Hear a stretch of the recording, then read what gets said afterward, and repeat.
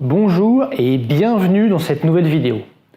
Alors, est-ce que vous souhaiteriez améliorer votre équilibre entre votre vie professionnelle et votre vie personnelle? Diminuer votre charge de travail sans réduire votre performance pour autant. Avoir plus de temps à consacrer pour vous et vos propres activités. Je vais maintenant vous expliquer les 5 erreurs à ne pas faire pour atteindre un équilibre satisfaisant entre votre vie professionnelle et votre vie personnelle. Commençons par la première erreur, qui est de se sentir coupable. En se sentant coupable de votre manque de temps et de prendre du temps pour vous, vous bloquez inconsciemment votre mécanisme de résolution du problème. Alors vous allez me dire que c'est facile à dire, mais moins facile à faire de ne plus se sentir coupable. Et vous avez tout à fait raison. Je pourrais vous dire plein de choses pour vous persuader de ça, mais je vais prendre juste 3 éléments. Le premier est que 70% des Français déclarent manquer de temps. Vous n'êtes donc pas tout seul ou toute seule dans ce cas. Le deuxième point est que parmi ces personnes surchargées, les manques principaux ne concernent pas le fait d'avoir plus de temps pour travailler, pour administrer sa maison ou s'occuper de sa famille, mais ils réclament du temps pour eux, pour faire du sport, pour des moments rien qu'à eux. Encore une fois, vous n'êtes pas seul. D'autant plus que les récentes études démontrent que l'équilibre de vie professionnelle et personnelle est la préoccupation majeure et croissante des salariés, y compris des dirigeants. Le troisième point est que vous subissez votre manque de temps. Ça a été prouvé. Ça a été prouvé que votre manque de temps provient principalement de 3 facteurs qui sont d'ordre biologique et social. Vous n'y pouvez rien. Vous les subissez. Vous les subissez d'autant plus que vous n'avez jamais appris à gérer votre temps.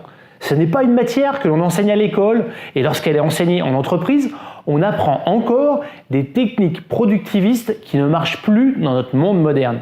Et je vous expliquerai ça dans une prochaine vidéo. La deuxième erreur est de ne pas connaître ses objectifs de vie. Vous vivez désormais dans un monde de surabondance où on vous demande de jouer plein de rôles, aussi bien de réussir professionnellement, d'être un parent formidable, de vivre une relation amoureuse magnifique, d'avoir plein d'amis, de pratiquer du sport, et à un bon niveau en plus, d'avoir plein d'activités, etc., etc., etc., etc. Et je vais peut-être vous choquer, mais il est impossible de jouer tous ces rôles. Impossible. Ce que vous demande la société est impossible. Personne ou très peu de gens ne le font d'ailleurs. On a toujours l'impression qu'on a des amis qui arrivent, mais c'est faux. Tout le monde fait semblant. Pour atteindre un bon équilibre de vie, il faut en fait faire des choix parmi ces rôles et accepter d'en abandonner ou en tout cas de les mettre au second plan. C'est pour ça qu'il est important de connaître vos priorités de vie pour savoir quels sont les rôles que vous souhaitez assumer pleinement.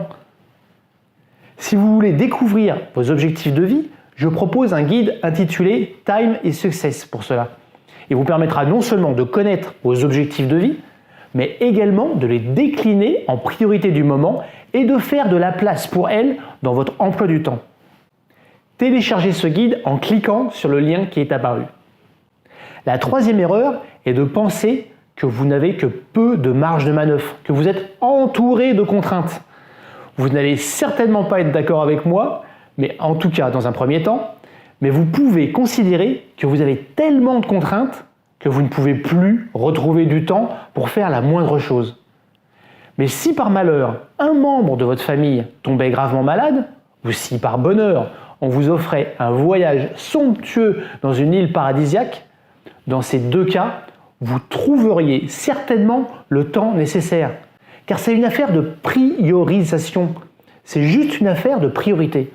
Mais comme d'habitude, ce n'est pas si simple.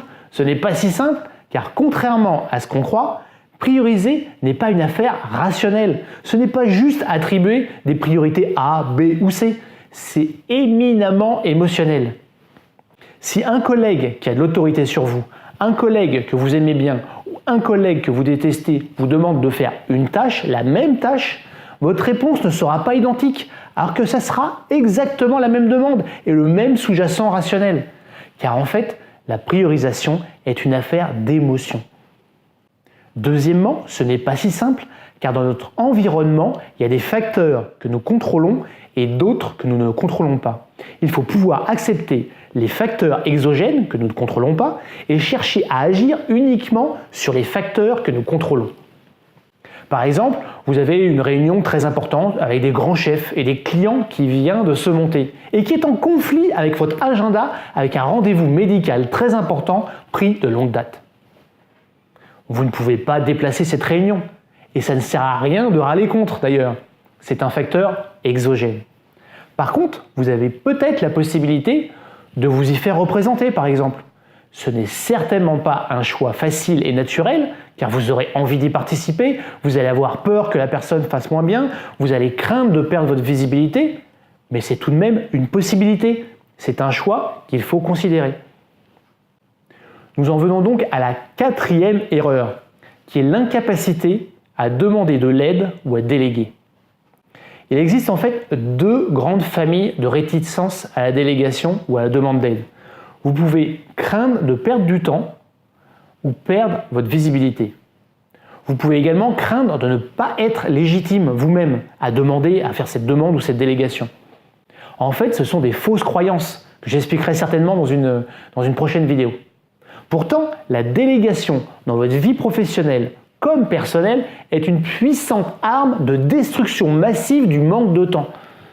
Pour cela, il faut appliquer un processus nécessitant à la fois de bien expliquer les tenants et aboutissants de la demande et de contrôler de manière légère mais ferme les résultats de la délégation.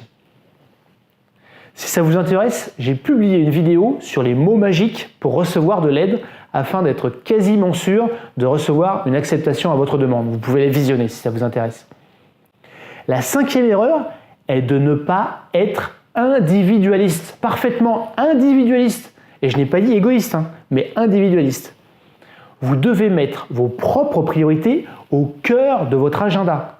Dit comme ça peut paraître évident, mais on répond souvent présent lorsqu'on nous fait une demande au détriment de nos propres priorités. Vous devez aux autres le meilleur de vous-même. Le meilleur de vous-même est d'être épanoui et performant en mettant en œuvre vos propres priorités. Remettez donc vos priorités au centre de votre agenda. En conclusion, vous ne devez pas vous sentir coupable pour sortir la tête de l'eau et retrouver un bon équilibre, c'est la clé. Puis, vous devez connaître vos réels objectifs de vie, les quelques rôles qui vont vous épanouir. Et j'ai bien dit quelques rôles car vous ne pourrez jamais tout faire. Vous pourrez ainsi faire du ménage dans votre emploi du temps, notamment en reconnaissant les actions sur lesquelles vous avez une marge de manœuvre. La demande d'aide et la délégation sont de puissants outils pour retrouver du temps pour vous et votre vie personnelle. Et enfin, soyez individualiste et n'hésitez pas à intégrer vos propres priorités au cœur de vos journées et de refuser les sollicitations non importantes pour vous. Tout ça est expliqué, approfondi et illustré dans la formation Time Plus Mon Équilibre. Et si vous souhaitez retrouver un équilibre satisfaisant entre votre vie personnelle et votre vie professionnelle, inscrivez-vous à cette formation. Vous allez découvrir vos objectifs de vie et apprendre toutes les techniques qui vous permettra de remettre vos propres réelles priorités au centre de votre agenda. Et cela de manière naturelle, sans avoir à vous battre pour cela. Cliquez sur le lien qui est apparu ou en dessous de la vidéo pour en savoir plus et vous inscrire. À bientôt pour d'autres conseils.